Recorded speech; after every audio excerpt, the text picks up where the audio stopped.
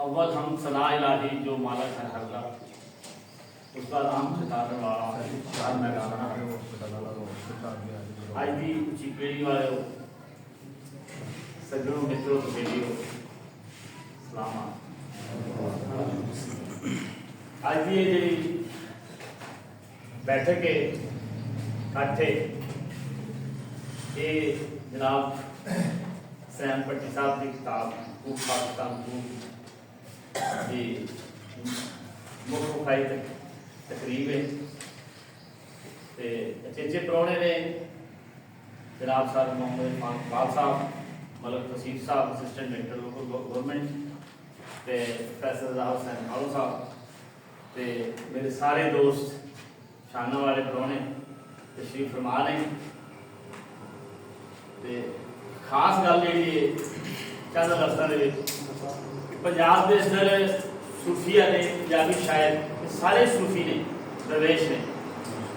जिस तरीके अहमद शाह अब्दाली या मोहम्मद बिन कासिम या दीगर जोड़े भी साढ़े इतने इस्लाम फैलाने वास्ते तशरीफ ले आए उन्होंने अपना अंदाज से इन्हों का अपना तरीका से जिमें अज असी सारे तकरीबन राउंड अबाउट पंजाबी टीचिंग के नाल मुतलका स्कूल जो क्लास में पढ़ाते हैं तो साढ़े को मुख्तलिफ तरह के बच्चे होंगे हैं कुछ गुस्से वाले जरा थोड़ा जहा उन्होंने रात धमका के पढ़ाना पैदा है कुछ प्यार न पढ़ाना पैदा कसरत नाल इन्होंने सूफिया ने वो मुहब्बत की बोली बोल के पंजाबी शायरी के अंदर भी ते अपने अमलों के नाल भी इस्लाम को उजागर किया है पंजाब में और बल्कि सारे पाकिस्तान जो मैं नहीं कहता तो पूरी दुनिया के इन्होंने सूफिया ने इन्होंने खास खास नाम जोड़े पंजाब के ने सईद वारिस शाह साहब बुल्ले शाह साहब बाबा जी फरीदुद्दीन गंज शकर रहमतुल्लाह शाह गुलाम फरीद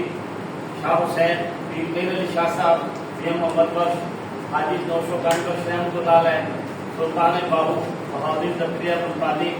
अली हैदर मुल्तानी सज्जद सरमस्त रहमतुल्लाह सैयद हाशिम शाह साहब मौलवी गुलाम आलमपुरी वासिफ साहब ये नुमाया नाम ने सूफिया के पंजाबी शायर इन्होंने अपने इलम के अमल के नाल साडे पंजाब दे विच अपने फैज़ रोशन किया लोगों को इस्लाम के करीब लिया मुहब्बतां बढ़िया ने ते असीं इन्हां नूं सराहने ते भट्टी साहब नूं फिर एक दफा मुबारकबाद पेश करते हैं कि उन्होंने ये किताब जी सरमाया है साढ़े वास्ते पंजाब वास्ते इन्हों की मुबारक खास खास सारे दोस्तों का तशरीफ लिया बड़ा बड़ी मेहरबानी